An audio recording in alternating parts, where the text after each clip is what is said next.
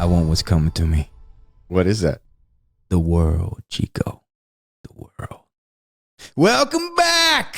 First you get the money, then you get the power, then you get the women. By the way, that quote comes from Oliver Stone. Had said he had the realization when he was in New York, and his dad worked on Wall Street, and he was in New York, and he said that he had a realization like, well, I mean, I don't think power was a part of it, but like first you got to get the money. So like you're chasing women early on when you're early 20s and you're broke, and that's just not working out in this world. So first you get the money, then you get the power. Then what do you get, Ty? The women. What are we talking about today? We're talking about drugs. Michelle Pfeiffer taking over the world. Mountains of coke. Mountains of cocaine.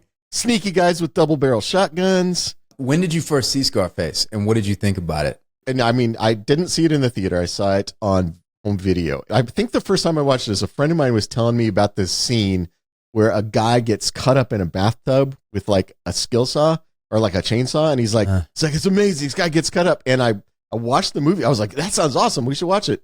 We watched the movie and you never actually see anybody get cut by the chainsaw. I was like, you fucking lied to me, man. You pumped this up like I was going to get to see a guy get chopped up in a tub. Did he watch the director's cut? I don't know. But I think what it is he'd seen the movie once, and the movie implies that the guy's getting cut up with the chainsaw, and I think his brain just remembered that he actually did. And then we watched it. I'm like, he's not getting cut up with the chainsaw. And he's like, oh man, I thought he got cut up. Like, I think his brain just filled that in.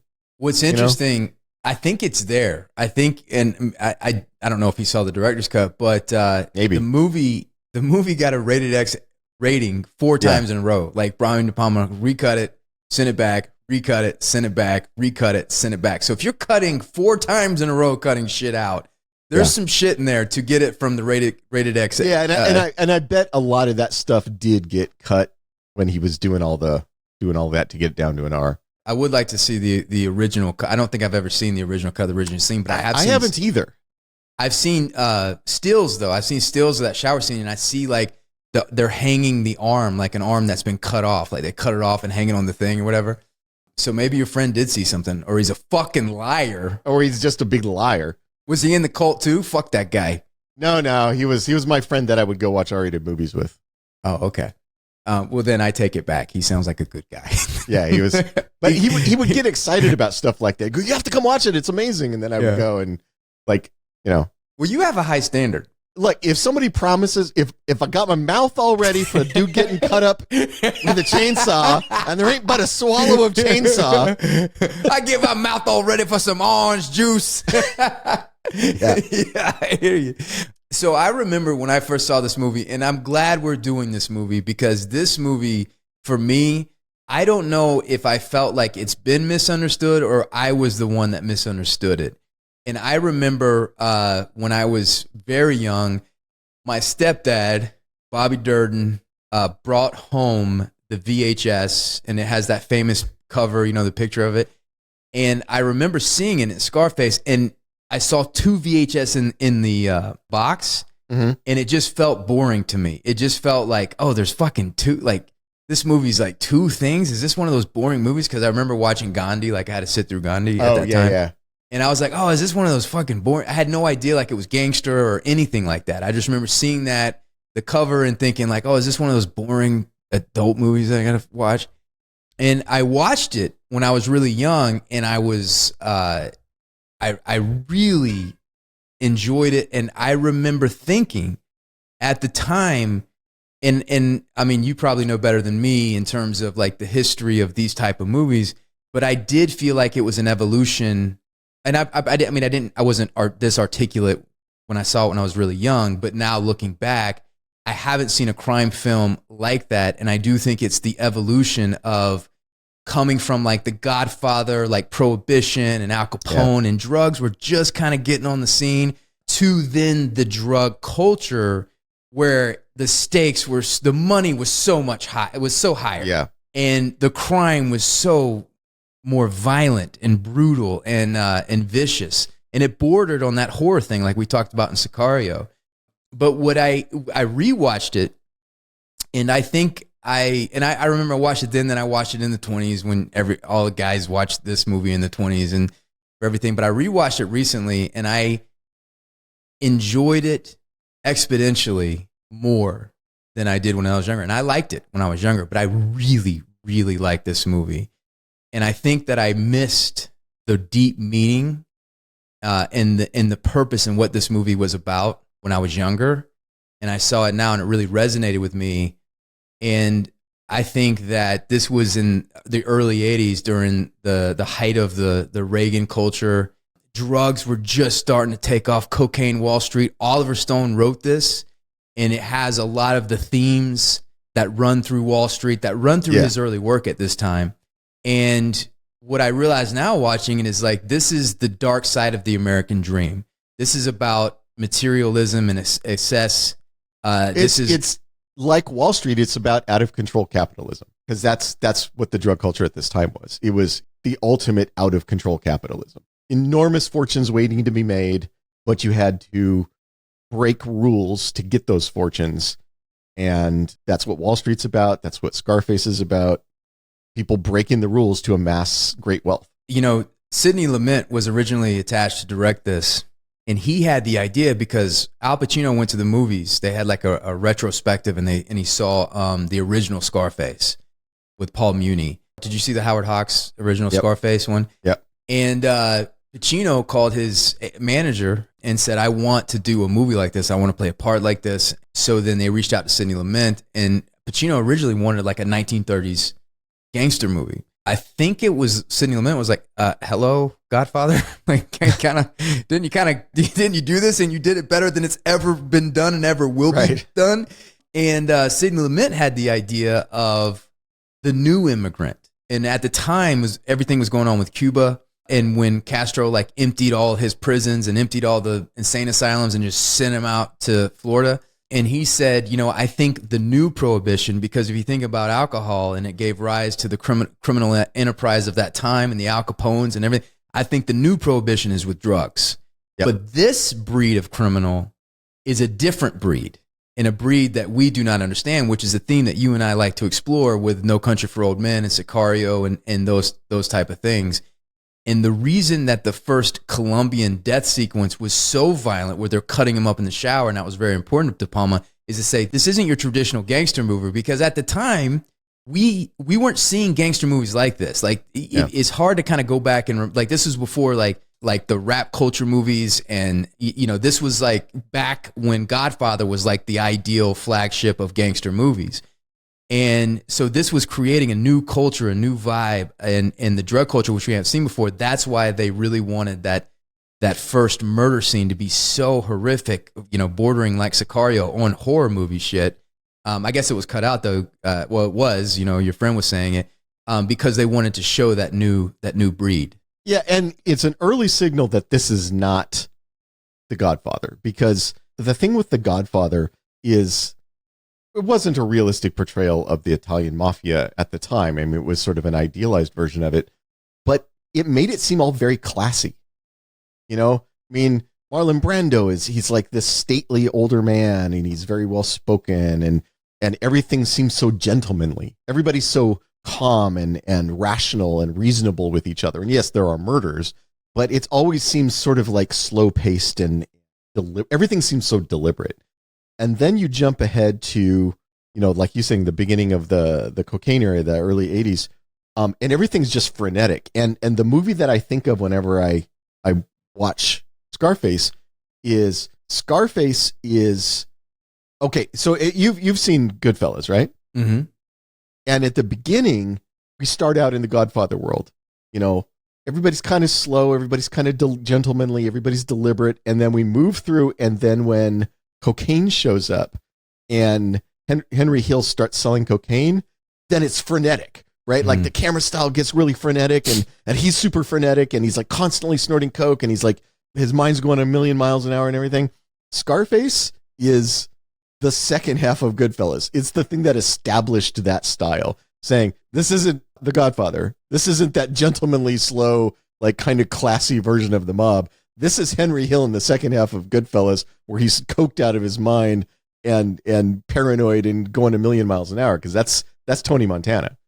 You're right. I think Francis Coppola talks a lot about how he saw Godfather more as Shakespearean, where Marlon Brando was a king and Al Pacino was the prince, the young prince, like coming up, and so it was more of like a Shakespearean royal drama about taking over the throne. Lear.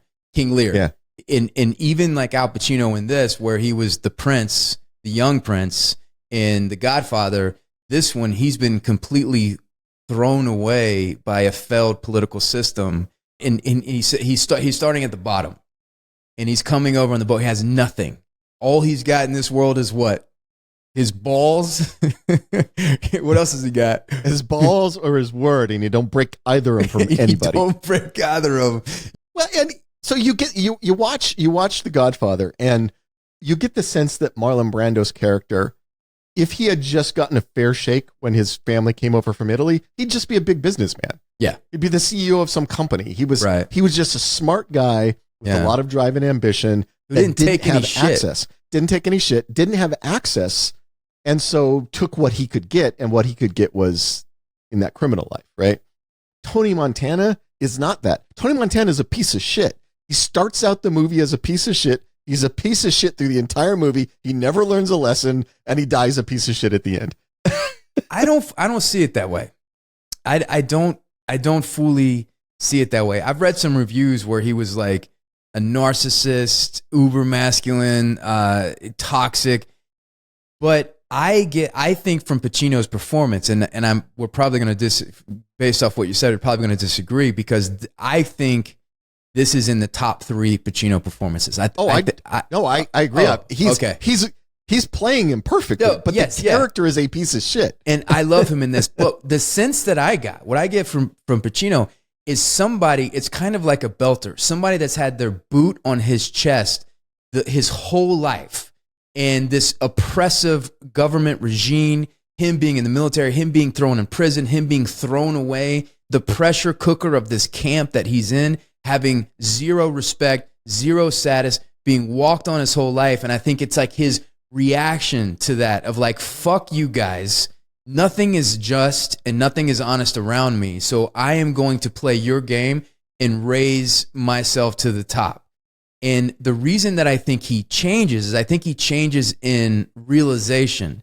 And my favorite scene in this movie, and the most powerful scene in the movie, and I think we can talk in this way because this movie is way too fucking long to go through scene to scene. Yeah, absolutely. But the most powerful scene in this movie for me, and what this movie was really saying, is when he's at the table and he's drunk and he looks around and he's won. He has everything he wants, and he looks around. He looks at this beautiful blonde wife that he killed for, this money.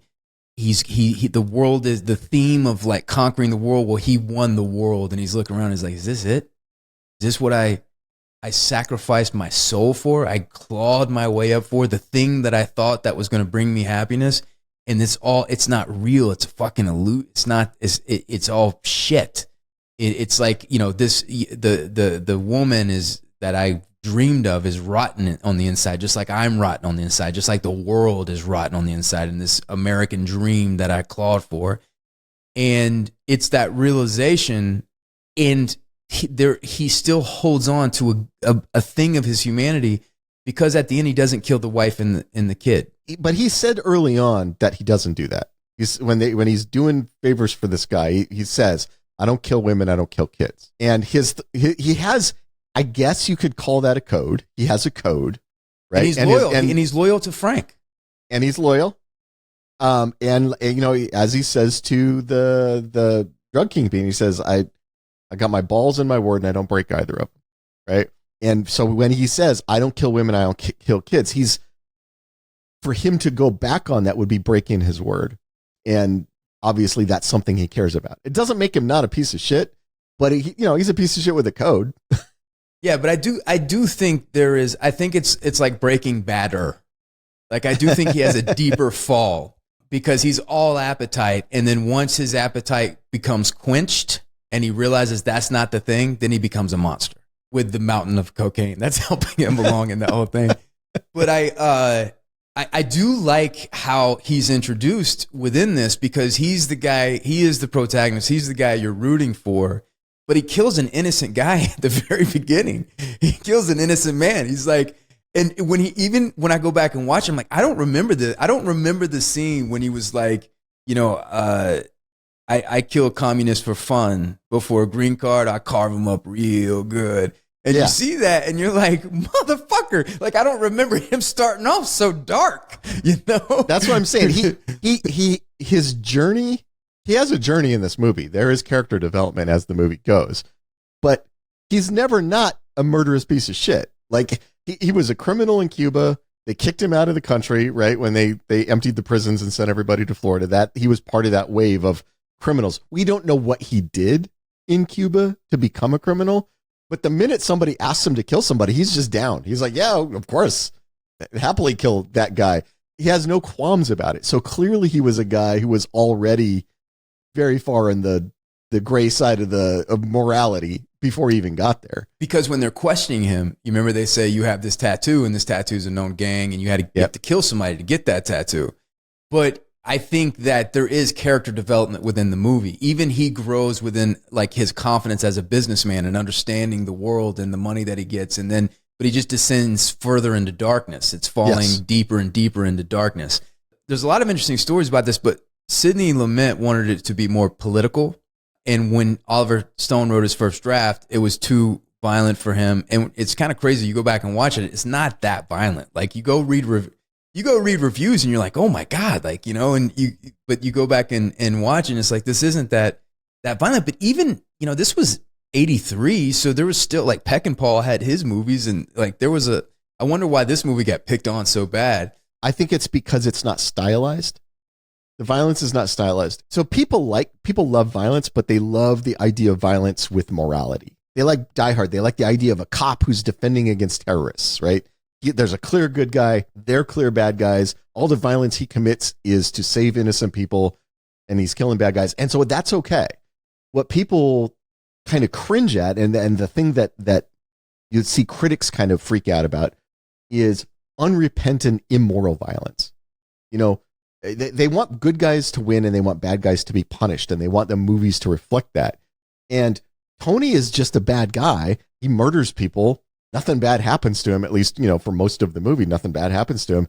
And so it feels like violence without morality.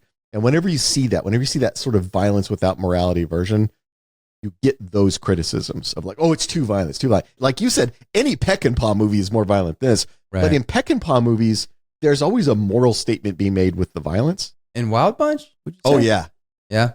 Yeah. But it's not a moral statement about good guys versus bad guys. It's not a moral statement, but it's a moral statement about loyalty to the people you run with, right? Because they don't go nuts and kill everybody at that military camp, the Mexican military camp, until their guy is murdered. Mm-hmm. And then when they find out their guy has been murdered, they're like, yeah, okay, kill them all. So I mean, and at the time, Peckinpah got a lot of knocks for being too violent too. But yeah, it's this version of violence where it's unrepentant. It's bad guys killing guys and getting away with it and not seeming to care, not having any moral qualms about it. I think that makes audiences uncomfortable. It's interesting because I think this movie has a lot of parallels to Wall Street, where it's a cautionary tale. Yeah. But so many people glom onto it as if it's, glamorizing this thing. But this movie, going back and watching it recently and really paying attention and watching it closely, I don't think it's glamorous at all. I don't think it glamorizes the violence. Even at the end when he's, say hello to my little friend, and he has, the M16 with the grenade launcher on it and he's blowing off. That's not a cool fucking last stand. Like, that is somebody who's out of, like, delusional, out of his mind, who's eaten up with paranoia and anxiety and deep-rooted insecurity and fear. And he's just being propped up by cocaine as these people are coming. And so it's horrible. Now I'm going to ask you, now we got to get to the serious stuff. People are watching, and they know that we bring the serious stuff, and we educate them. I think this is the most serious podcast on. I think that's part of our Academy Award. Yeah. It was like a part of our serious podcast Academy Award. For me, it is. No question, and I'll debate you if you have somebody else. Do you think this is peak Pacino handsome? That's an interesting question. He's a good-looking man. I'm not gonna deny that. I Sexiest role he's ever done. I think the sexiest Pacino is in Godfather 2. Wrong. Because he's mature, yeah. He's confident, dresses to the nines, beautiful suits, and the confidence that he moves through that movie with, the absolute power that he radiates, that's very sexy to me. I disagree, and it's okay. We can disagree on peak Pacino sexy. And I might be being seduced because this, by the way, I love this soundtrack. Joseph. Oh, yeah. What's the guy's name that does the soundtrack? I'm drawing a blank on it. The Giorgio, I forget how to pronounce his name. He did the American Gigolo soundtrack. And it is a classic 80s synth soundtrack. Oh, I love this movie score. All right, everybody knows Giorgio Moroder, something like that. Italian guy. I love this soundtrack. Now, I always talk about how much I love synth, but this is special. This is up there with Blade Runner to me, the original Blade Runner. Really? And it's not, it doesn't surpass Blade Runner, but like if I had a top 5, it would be on like number 5 while Blade Runner would be number 1. Right. And so it just to demonstrate how much I listen to it a lot. I listen to it like if I'm writing or working on something, it gets me in the right. It's a very simple soundtrack. Lots of repeated themes. I find that I love simple soundtracks. I love when you're focusing on something and you're working on a mood. Like John Carpenter stuff is very simple, and it's some of my favorite things that he does. Yeah, his themes, if you listen to them, are incredibly simple. So Michael Mann talks about Scarface was a modest hit, but it didn't really catch on to like the VHS, and then it just kept living because if you make something great like this, and I think this is a great movie. If you make something great like this, it's going to continue living on. It has different iterations and different lives. So Michael Mann says that he saw Scarface and that inspired Miami Vice. Yep. Yeah, and clearly it did. And clearly, there is at the end of the first act when Pacino is on the cell phone and he just got done with the drug deal going wrong with the Colombians. He's talking, the camera comes around. I can show you on YouTube right now. I might have sent it to you already of Don Johnson having the conversation on the payphone where the sun's setting over the ocean and the camera spins around like that. So it definitely was influenced by my advice. So Don Johnson dresses like Al Pacino. Yeah, like his character Sonny is dressed like the Pacino character in Scarface. Dude, with the loose cotton suits and the t-shirt underneath, and Pacino with those open Hawaiian shirts where he's all tan, he's got a little bit of hair on his chest, and those low fade sunglasses with the hair, all done in tan and got the scar. You think he's sexier in Godfather 2? Get out of here with that nonsense. I'm a confidence guy. I like confident men. Yeah, and he's definitely not. He definitely has a lot of insecurity in that, and I can understand that. He radiates anger and insecurity in the early parts of Scarface. I mean, he's driven I think a great description of what you said. He's driven by hunger, by appetite. He wants things, and he's so worried that anyone doesn't respect him. Yeah. And that's a very unconfident position when you're so worried about respect. Manny Ribera, Stephen Bauer. Yeah. He's been around a long time. He had leading man looks, but he never quite got to that level, but he's always been around. Great character actor. And recently was on Better Call Saul as the head of the cartel that is dealing with Gus Fring. And it's every time he shows up, I always think about oh, hey, it's the Scarface guy, And I love him in this, but this was originally supposed to be John Travolta. And oh, really? Yeah, De Palma. John Travolta was going to play a Cuban dude. He was this guy's the only Cuban guy in the whole movie. I know. Robert Loggia. I remember him being in this movie. I love him as an actor, but I didn't know he was playing Cuban and like putting like copper makeup on. Yeah, and doing that terrible accent. And doing a terrible accent. The thing with this movie, and the one legitimate knock on this movie, or there's probably more than one, but one of the legitimate knocks on this movie is how terrible the accents are. Because I have Cuban friends, and they're like, I don't know what accent everybody's doing in that movie, but it has nothing to do with Cuban. Pacino's accent is insane. It's insane.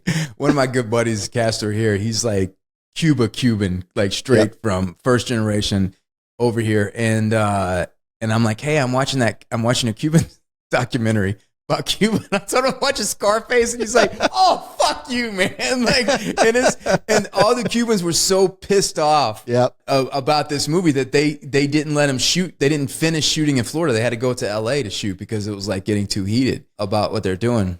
It makes it look like every Cuban in America is a criminal. Yeah. Yeah. And Pacino's accent, which is interesting because it's not like a great Cuban accent, but it's a great accent that exists in a vacuum. Like it is an accent that has never existed in the world until Pacino made it up. Yes. But it's riveting. Like you want to listen to it. And it's an expression of the character. Yeah. You know, that I really responded to. But his best friend, which I really like, this guy's got such a sweet disposition and personality to him that it's almost kind of like what you said earlier about Marlon Brando. It's almost like if he was in a different environment, there's no way he would be a criminal. No, it's just it's just all of his friends are doing it. So yeah, he's just like a nice guy. And like whenever he kills somebody, he would be the guy who ran a sporting goods store, you know, and everybody loved him, you know. And then, you know, one thing that we tend to focus on story a lot in this, but one thing I want to draw attention to. Brian De Palma came on and directed this movie, and I think he was perfect from directing it. And I think Brian De Palma is such an interesting director, and I'm glad that we're going to do the top 5 of his movies. But he is the guy to do this movie, and this is peak De Palma. And one way that you described James Cameron in our last podcast is how instinctually he knows when to enter a scene, when to leave a scene, and how to show it visually that serves the characters as the characters serve the story. And this movie, I think, is stellar, is excellent in that regard.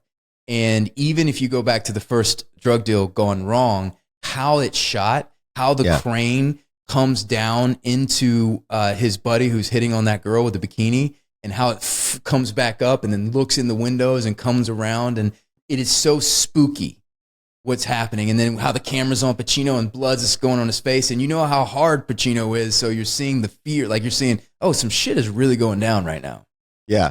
One of the things that De Palma does in this movie, which I really like, is he plays around with claustrophobia because so many of the scenes are so wide open because it's Miami, right? So a lot of the scenes are shot outdoors, you know, even when they're at bars or whatever, they're like outdoor bars. And you're just watching people walk by. And so it feels very open. So when he goes into that motel room and it's so small and it feels so cramped and you're like trapped with those people and there's the weird woman watching TV and there's the little tiny bathroom that he's taken into to be, you know, tortured and to get the money and all that stuff. It just feels so cramped because everything else before that has been so open. Even the scenes in the detention camp, almost all those scenes are outdoors, you know, until the murder. But almost all the scenes are outdoors, and that going from wide open, everything is like infinite space in every direction to these tiny little spaces where the violence is happening. In addition to the weirdness of the scene and the creepiness of the scene, there's like this claustrophobia to the scene. Like there's nowhere to go. You can't escape. I like the contrast of those two things in the way he shot it. You know, Frank pays him to kill communists. He does it. We talked a little bit about that in it coming out. But after the Colombian drug deal, Frank brings this guy in, and I think Frank is like the anti-Pacino in this because his philosophy is don't make waves, make everybody like you. Don't get too hungry. Don't have too much of an appetite. Don't want too much. Stay where you are, and that's how you survive. That's how you people survive. Well, Pacino is the opposite of that. And you can see Pacino read him right away and see weakness and see vulnerability. And Frank reads him and sees that hunger that he has and thinks that he can harness that to turn this guy into a machine for him. Yeah. You know, when he says to the other guy, he's like, what do you think about this guy? He says, you know, if you get a guy like that on your side, they'll do anything for you. Yeah. Yeah. And he's right.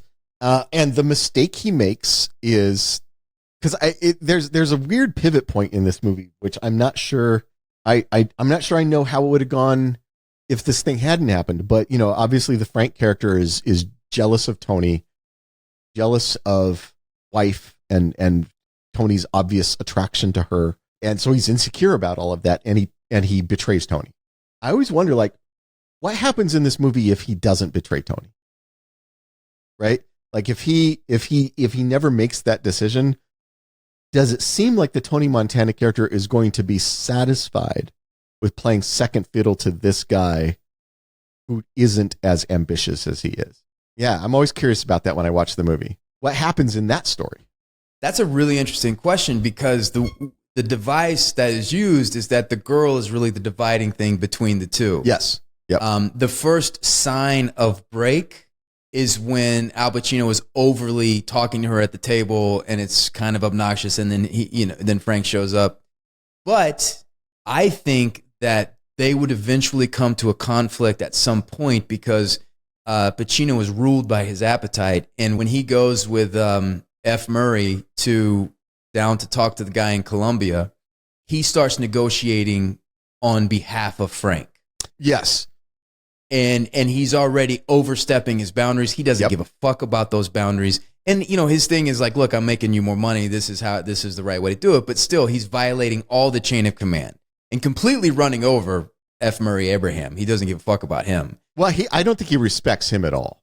I don't think he respects him at all. Oh, yeah. Hell no. Listen, the guy, F. Murray Abraham, who's not Cuban, by the way, when he was in the car, when they were washing dishes and he goes and has a talk to him, he treats them like shit. Tony Montana does not forget that shit.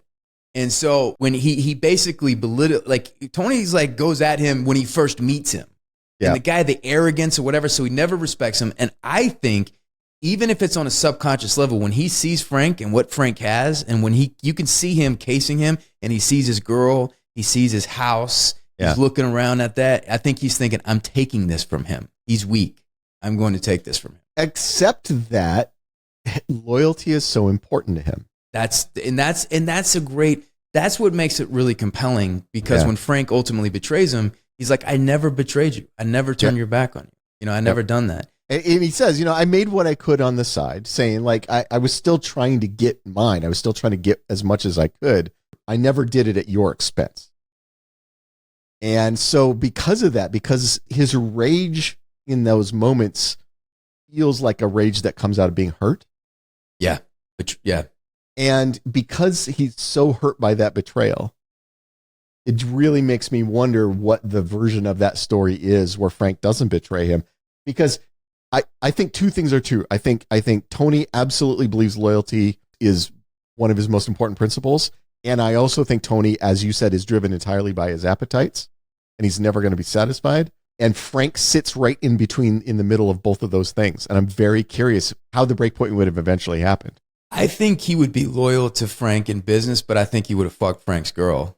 Oh, absolutely. No, but what I'm saying is, if Frank had let that go and not made it the point of contention and not tried to turn on Tony, I think the next point of contention would be Frank's unwillingness to go to the next level. Because Tony would be like, hey, we can go to the next level.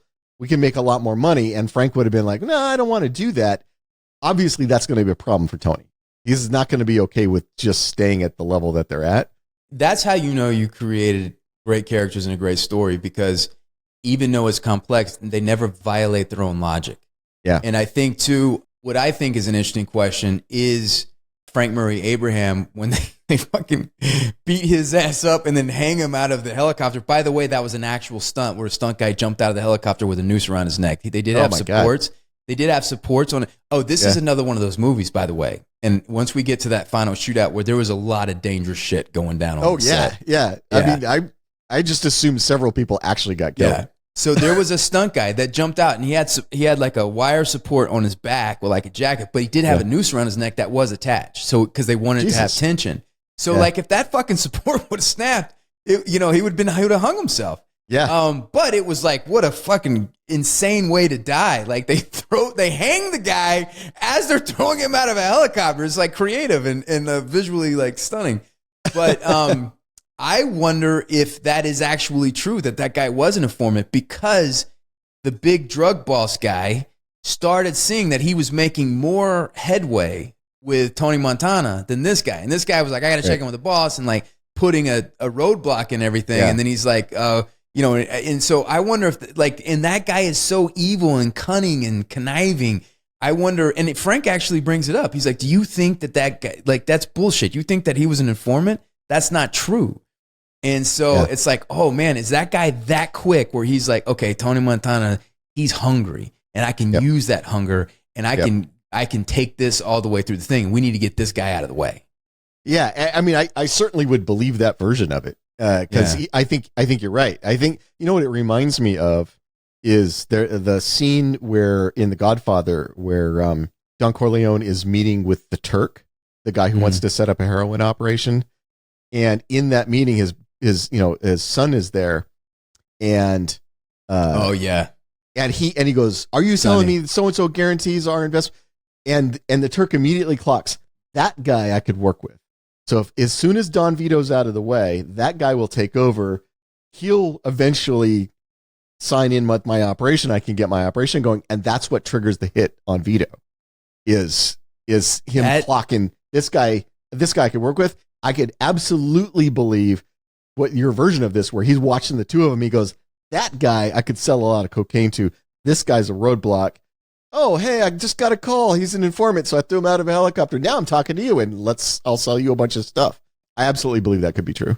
That is a great parallel scene to illustrate the point that we're trying to make. And that you're exactly right. That is the exact same scene. And what I love about that scene in The Godfather is that Vito Corleone recognizes it right away. Immediately. And he recognizes the chain reaction of that one small moment. Yep. And that's part of his, genius. And there's something so compelling about Never Vito. discuss family business with other people. Never discuss. And even Sonny is unaware of the ramifications of what he has done. Yeah, he doesn't know. At that point. And it's like starting something that's going to end up so big, but it's so small. It's so subtle. When they have that thing. And I think this is a very similar instance where the drug dealer in Colombia, who, and by the way, in these movies, I love like the hierarchy of power where you're like, okay, so now he's here. And then you're like, oh, Frank's kind of the top guy. And it's like, oh, no. When they're eating dinner, there's like two guys way bigger than Frank. Oh, wait, there's this guy in Colombia who's the big guy. But no, he's having guys over that are more powerful than him, like the general and then the congressman. And then it's like they all answer to somebody that you never see. Like, it's like, oh, God, the hierarchy of power. They answer to the guy that Benicio del Toro shoots in Sicario. The hidden power that nobody knows about, who actually runs the whole thing. In this movie, I think it's like American politicians that. Well, and they certainly imply and the CIA, that. They certainly imply that there is that. There's a senator at the fucking house. No, there is, but I mean, but the implication is that the CIA is directly or partially responsible for the cocaine epidemic of the 80s. And I mean, I've seen a lot of stuff where people have evidence that is true, and absolutely know about some of the drugs for guns deals that went on. So yeah, I mean, there's certainly an argument to be made that the cocaine epidemic of the 80s is to some degree the fault of our own government, and I think the movie Scarface deals with this, is the hypocrisy of this entire system, right? We have a war on drugs that we finance those drug dealers with these drugs for guns deals to send guns to rebels that we wanted guns to go to, but now we're fighting wars on the drug dealers, but not really, kind of. And Tony, I think the character of Tony Montana, part of what drives him is his recognition of everyone else's hypocrisy when it comes to this stuff. And it's at its height when he sits down with the DEA agent, and Tony is disgusted by him. We're like, Frank schmoozes him, uses him, but Tony doesn't hide his discussion of him because Tony, in his way, is honest and authentic. It's like what the guy in Colombia said. He goes, I like you, Tony. There's no lying to you. And the reality is he doesn't lie. He kind of just always tells the truth. He's a scumbag. He just lets it all hang out. He just lets it all hang out. So he looks at the DEA guy and he's like, you are a fucking scumbag. You are a soldier for the other side and have no loyalty, no soul. Yeah. And you are benefiting from both sides. You're taking from both sides without standing for anything. And so I think that the way to root for Tony is to populate the movie with lower lives than Tony, like with worse people than Tony, so then you're like, I don't find myself ever rooting for Tony. I'm fascinated by Tony. Yeah. I find Tony interesting to watch, but I'm never root for him. I never want him to win. I I'm get fascinated by his journey, though. Yes, I get what you're saying, but I don't want him to die at the end. When I see people coming over the gate and I'm seeing all this, I don't want him, when he loses his cool and is saying, you want to go to fucking war with me? You want to go to fucking, he's like, and he fucking loses his mind completely. Yeah. I don't want that to happen. I'm like, no, Tony, like there's something in me that's like, stop, don't do that. Don't do that. But you're just really sympathetic to people with a mountain of cocaine on their desk? I think so. But when he shoots that DEA agent, I think that's one of the most satisfying moments. Because I was a little sad for Frank. I kind of like Frank. I love the actor. But when he said, you're right, Tony, it's me. And then he crawled to him and Tony was backing up, made him crawl on the floor and like kiss his feet. And he goes, I'm not going to kill that piece of shit. And then his buddy kills him. But he does kill the DEA agent. He shoots him in the fucking stomach. And the DEA agent's like, wait, goddammit, just wait. And it's like, wait on what? Motherfucker, shot in the stomach. Like, go ahead and get it done. And then he smokes his ass. But visually, again, like going back, like the act breaks and how De Palma does it visually, when now you're going into the third act and you're seeing the Goodyear blimp go by and it's like the world is yours and it's focused on that. Pacino, because he goes up and gets Michelle Pfeiffer. By the way, I love that scene. He wakes her up and he's bloody and he's got his fucking arm in a thing and he's like, hey, you're coming with me now. And she kind of looks around and she's like, she just does the math like, oh, I guess you killed Frank, so I guess, all right. Yep. Yeah, like, oh, let me get my shit. We'll go over there. And then he walks out. Now he has it all. He's taken over Frank. He's taken over all that territory. He has that his girl.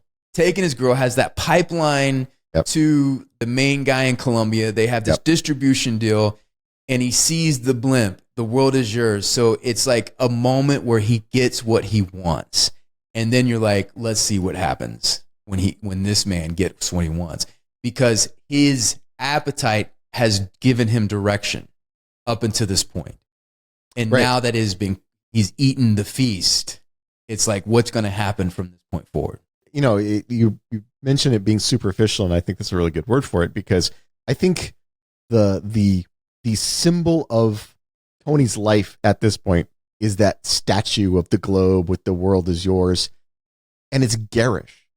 It's got fucking neon lights on it, which are like, they seem cheap, right? Neon lights seem like that, like, convenience stores and porn theaters. It's that sort of that cheap, sort of tawdry kind of look to it. So he's got everything, but it's all just kind of cheap. It's all tawdry. It's all superficial and just kind of tacky. Yeah. And I think the thing that orients your life, whether it be logic, whether it be science, whether it be whatever religion you are, whatever God whatever you orient your life to, becomes sacred in some way. And that statue, that gaudy statue with the world is yours, is in some ways like a religious relic within the center of his domain, of this castle that he created around him. And he ends up dying at the foot of the thing that he worshipped. You understand why sort of the classy version of this, if you can call it that, the Godfather version, the Sopranos version, is family is so central to everybody's lives. Don Vito is always saying, a man who doesn't take care of his family isn't a man, and family's most important, and like that, because what it gives them is a thing other than appetite to hang on to, right? It gives them a thing that gives their life meaning beyond just accumulating more and more and more. And I think Tony wants that. He wants something beyond just accumulating more and more. But everything he latches onto is the cheap, tawdry version. So Michelle Pfeiffer, of course, is Michelle Pfeiffer. She's beautiful. And so you get his attraction to her. But she's not a woman you have a family with. Mm-hmm. She, like you said, she's sort of rotten on the inside. Yeah. She's a junkie. The reason she was with Frank is because she's a junkie and he was her dealer. And the reason she leaves with Tony when he says, you're with me now, is because her dealer's dead. Tony's the new dealer. And she's a junkie, so she's going to go with the new dealer, right? And she's imprisoned by her appetite. By her appetite. And that's, the Frank and Tony, that's how they can kind of have control of her. It's like she is a trophy to be won for them. And when well, you pay for that trophy with the drugs that you control access to. Right. Yeah. Everything Tony does is look how important I am, look how rich I am, look how successful I am. But there's no center to it. It's not look how big my house is so that my big family can live in it, or I'm buying these things so that the people around me can have the things that will make them happy. It's never that. It is all about look at me, look at me, look at me, which of course is directly related to his downfall at the end. Yeah, and first of all, that montage is if you could take the 80s and bottle it and then pour it out, like that montage will come out. Like that montage is like pure 80s, 80s materialism, all the things that you would, want in the 80s. But with a synth score and plenty of cocaine, it is the 80s. But let me ask you a question. What is it with those type of rich people, the new rich with money without wisdom, and tigers? Why are these people always fucking buying tiger? Mike Tyson bought a tiger. Tony Montana bought a tiger. The Tiger King was desperate for these tigers, and it's almost like these tigers have some kind of power or some kind of there's a respect and a power within the nature of a tiger, and if you can own that, it's like a symbol of something, Well, you can tame and own something dangerous. Yeah. I mean, it's not new. You look at like kings of old, like European kings would bring dangerous animals out of Africa and stuff that they could parade through their court to show off their wealth and their power. I wouldn't be surprised with the success of this podcast if Joe doesn't buy a tiger. Joseph definitely seems like Tiger Dude.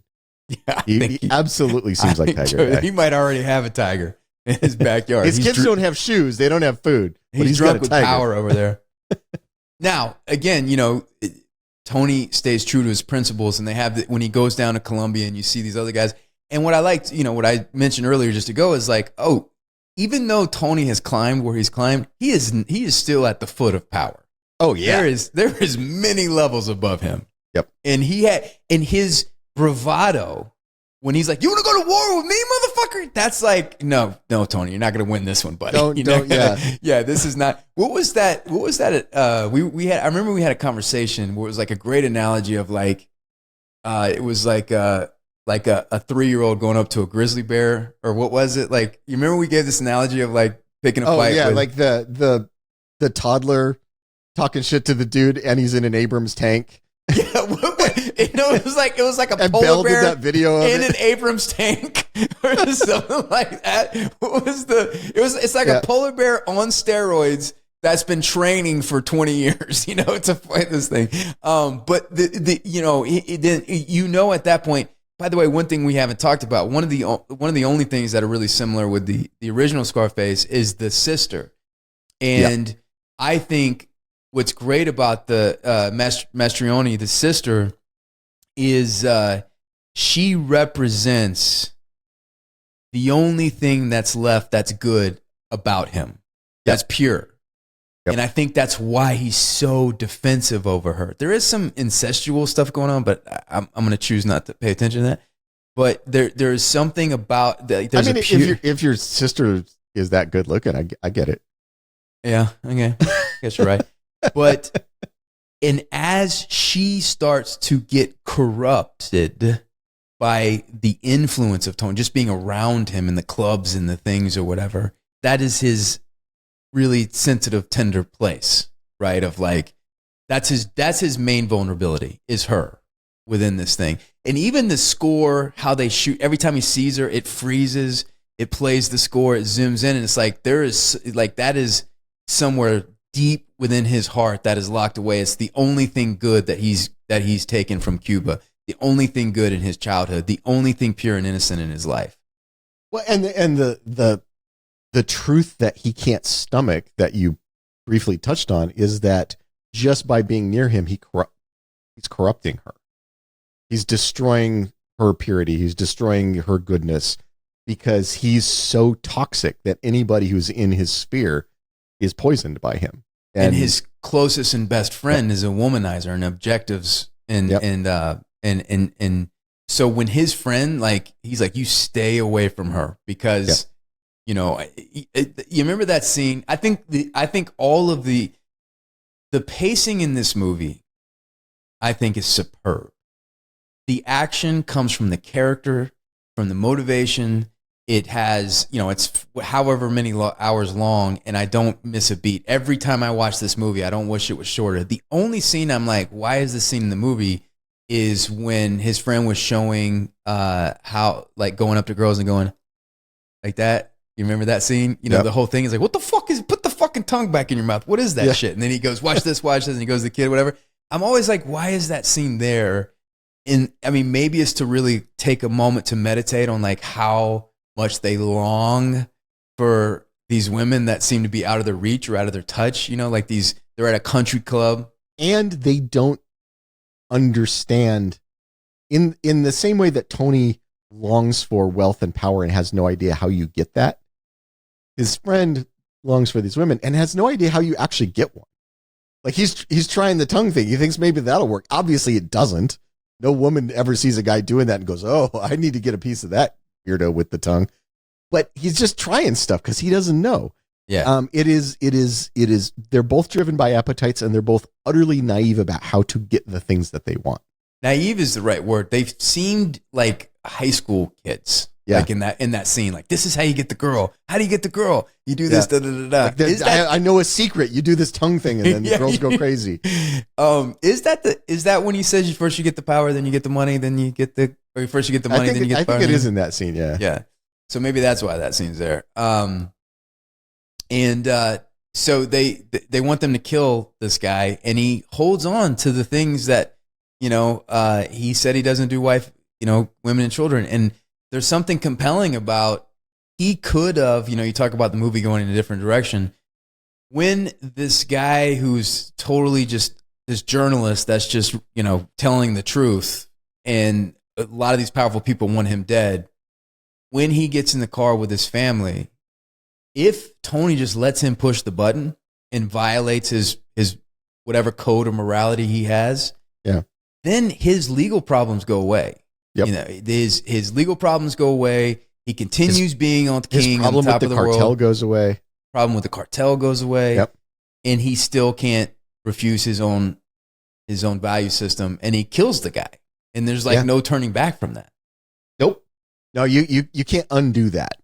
Can't undo it. And he knows that. And then his lowest point in the movie is when he goes to his sister's house and his buddy's there, and he sees her in the same room, and he kills his best friend. The one person that's been by his side, the most loyal to Tony that anybody's been in this movie, the closest to family other than his sister within this movie. And the sad thing is that it was a pure thing between the two, that they were going to get married. Yep. And that is the darkest moment within him. Goes there. Well, and that's when the mountains of cocaine. Before that, it was just long lines of cocaine. That's when the mountains of cocaine come out. And in many ways, that's the death of Tony Montana. All the stuff that happens after that is just falling action. When he murders his closest friend, and his sister kicks him out and says, "I don't ever want to see you again, Tony," and all of that, it's over for him. That's the end of him. Now it's just a matter of who's going to take him out. And you don't feel anything for him in that? You don't have any empathy? No, I think he's a piece of shit. Yeah. That scene really breaks my heart. It breaks my heart for the guy, and it breaks my heart for his sister. Yeah. Like I feel bad for the two of them because they didn't do anything wrong. Right. Do I feel bad for him? No. What do you think, if he was introduced in a different way to them getting married, that he would have accepted it? Or do you think that there's something so off in his love for his sister that he never would have accepted it? I think he's emotionally at one of his lowest points, and then sees what in his mind appears to be a betrayal. He thinks this guy who he told to stay away from his sister, and he knows is a womanizer, has been sneaking around behind his back to dally with his sister, and he doesn't think that guy is the kind of guy who like marries or treats a woman right? And so he feels betrayed in that moment by his friend. I think probably if they had come to Tony and said, "Hey, we've, together we've fallen in love. We would like your permission to get married, whatever. I think you get a very different version of Tony. I think this is, they hit him at a low point when it was easy for him to misunderstand what was going on. But his reaction, I will say, a little extreme. I think he went a little overboard. I think a little extreme. I don't think Manny would mess around with her if he didn't have pure intentions, because I think that's true. Because she did hit on him, and he's like, "Fuck no! Like I'm not going to violate that." So I think he genuinely started to love her. Yeah, and that's why, because he was like, "We were going to surprise you." Oh, heartbreaking! And the fucking score in that, like her theme in that, I love her. A little bit of trivia: Steven Spielberg. You heard of him? He's a director. Oh, he's a director. Yeah.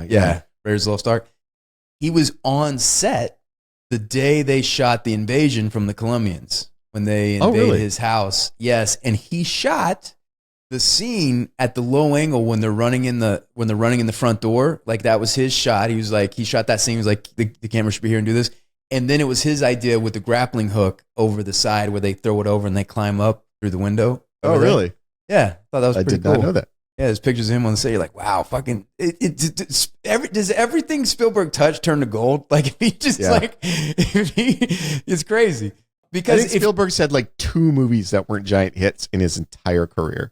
But you're talking about 2 movies that he directed, but you're not talking about. You're including all the movies he's produced, all the movies that he's visited set that were just monster fucking hits. Yeah. That he was just there. Every biography I read about a movie.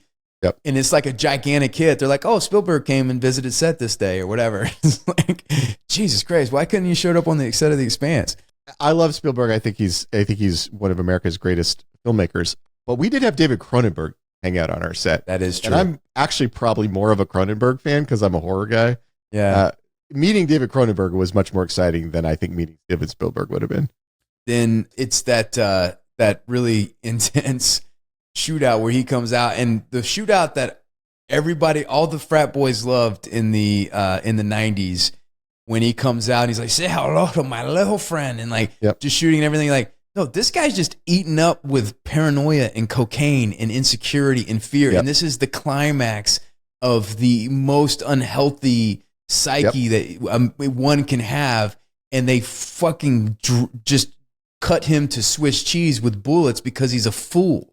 And this is the thing you look up to. This is the image you want on your wall of failure. Also, he doesn't watch his 6 because the dude just walks up behind him with a shotgun.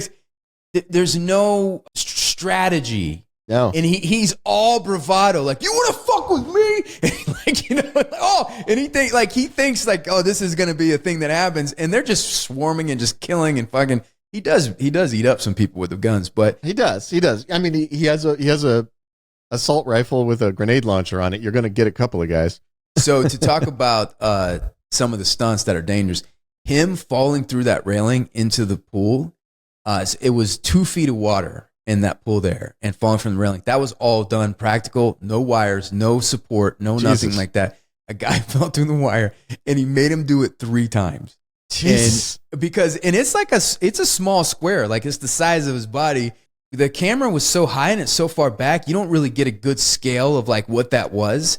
And it's not like this guy was like a trick diver where people can like dive in like a nickel-sized thing of pool or whatever. Like, this guy was a stunt guy that was like showed up. And so he has to like fall through the railing and fall into the water, and then the explosion of the blood, and then the blood, sticks to the water. He did it, 1 time, 2 times, and Palma's like, it's too ballet, it's too composed, like what's the word I'm looking for? Balletic? Yep.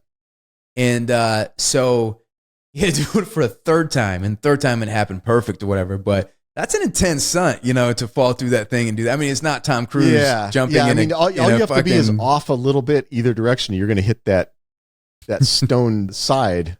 Yeah. But it's fitting that he dies at the foot of the altar of the thing that he worshipped, that chinky, that chotzy little with the garish neon on it. Mm. Yeah. I really love this movie, and I think that it's misunderstood in a lot of ways, and I think it's really powerful. Because you really admire Tony Montana? I do admire Tony Montana. Be Tony Montana.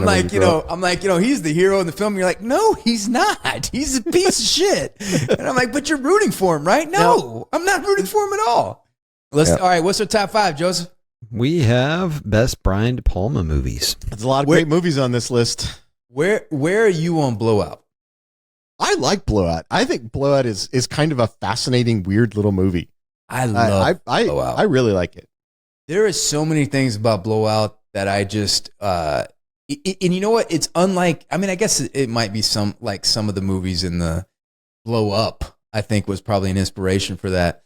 But the whole editing of the film, the John Travolta of it all, the hearing, there's a lot I love about that movie. And I've always been a big Nancy Allen fan ever since RoboCop. Ever since I saw RoboCop, and she plays Officer Lewis, I've always been a Nancy Allen fan. My favorite Nancy Allen is Dressed to Kill. Yeah. That's my favorite. De Palma liked her. Yeah, he liked Nancy Allen. He used her in a couple of things. But for me, the unquestioned, absolute number one on this list, I will accept no substitute, is Carrie. Yeah. I think Carrie is the greatest Brian De Palma movie ever. You know you're not going to get any pushback from me on that. You know, it's funny that because I'm looking at this. You know what I just rewatched recently because it showed up on Amazon? The Fury. What a weird fucking movie that is. Black Dahlia is another miss where I'm just like, I get that you're trying to do something here, but not in working my opinion, for me. I think Snake Eyes didn't really get me. I thought that was a miss. But so Snake Eyes is a miss. It doesn't work, but it has at the core of it has this delicious Nicolas Cage performance. Oh, dude, it's Nick Cage firing on all cylinders. That is he is just scrumptious in that movie. Now, where are you at Casualties of War? I saw it when it first came out. I actually went to the theater to watch it, and it was kind of, I think it's good. You know, it's De Palma doing like a straightforward movie. It's pretty straightforward. I thought it was good. I don't know if I would put it in his top 5. I do. I have great affection for Dressed to Kill, even though it's problematic. Dude, Dressed to Kill has an edge to it. Like when the guy dressed as a woman cuts up Angie Dickinson, who I think is absolutely beautiful. I think we should put Scarface up here in the top 5. Yeah. Carrie, Blowout, Scarface, Dressed to Kill, I think should go up there. We need one more on there. I was not a huge Untouchables guy. I think Joseph highlight. I think there are great things about the Untouchables. I think it's got some great moments in it. Doesn't work for me. Yeah. I like Carlito's Way better than the Untouchables. The thing I like about Carlito's Way is Sean Penn just chewing the fucking furniture. Yeah. He's kind of awesome in that movie. Yeah.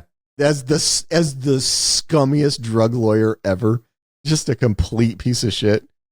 I like that part. I like that about Carlito's Way. So is that our top 5? Yeah, that's top 5. Top 5. Alrighty. The patrons, I don't think they're going to get close this time. I bet they got Mission Impossible. They got 3 out of 5, which is what they usually do. Yeah, true. It's always 3 out of 5. Don't fucking sell them short. Yeah. You're always down just on the patrons. Just because you're in the market to buy a tiger doesn't make you a big man on campus now. Stop acting like you're in charge of shit. I did live in Florida, you know. Oh, I want to end on this note though, which I think is great. Oliver Stone has a biography called Chasing the Light. Yeah. And it's really interesting because he talks about his Vietnam experiences, everything. And it basically is from him wanting to be a filmmaker right out of film school and like all his trials and tribulations all the way to Platoon when he's at the height of his accomplishments. But what's great about the biography is I didn't realize how long he struggled and how hard he worked, and that he was 40 when he started getting some traction for the first time. And he wrote 2 screenplays a year for like a decade. And they all end up being, most of them made. Like Born on the 4th of July, he wrote in the 70s. Like he wrote that before he wrote Platoon. Oh, really? Yeah, so he wrote all these, and some people say when they've read Scarface that when Scarface went around town, it was the best screenplay they've ever read. The screenplay was even better than the movie. That's what people talk about. But what's interesting is that Oliver Stone went down to Florida and the Caribbean and like studied the new drug culture for this movie. And it just so coincided and happened when he was like deeply into his cocaine habit. And he lost control a little bit as he was doing the research to write the script. He researched cocaine culture by snorting a lot of cocaine. But also meeting with the drug dealers and going on their boats and going on certain things, whatever. And he said he got, like, you could make a movie on his preparation of the Scarface because, again, the whole cocaine world and the thing, whatever, it's so, we've seen it so many times. But this was the first movie that talked about this kind of culture like this. It was still a new kind of phenomenon. And he says that the situations that he was in, he says, if I wasn't like fully whacked out of my mind on drugs, I would not have been in those situations where I was like, I will not get out of here alive. And why am I on the boat with this amount of drugs? Like, what if the Coast Guard comes and pulls me over? Like, he's such a wild man. So he ended up realizing, like, I got a real problem. And he ended up leaving the country and moving to France with his wife and cleaned up. And then this was the script he wrote, the first script he wrote when he was sober. And I think a lot of like, the reason this is so strikes home is because it was so well researched. There's so many true things. And you know, people say, he goes, people think I'm over the top in this script. He said, but I wasn't even close to what I saw in real life. The excess, the money and what people spend on and how, and all those things. He's like, this is, you know, we didn't think the world was ready yet. So we kind of toned it down a little bit. Do you want to add anything else before we go on? Did you like this movie on your last viewing? Did you like it as much as you did the first time? I think it is a really strange cultural artifact of the 80s, but I think it's fascinating to watch. And do you think, like, do you think Tony Montana is a moral character like Gandhi? Would you compare him to, or who do you think is an equivalent to that? I think he's more of he's more of sort of an Abraham Lincoln character. Yeah, I do. I think he has that kind of integrity. The great man with the integrity who's holding a fractured empire together through the force of his goodness. We'll end on that note. Kiddies. Say goodbye, Ty. Goodbye, Ty.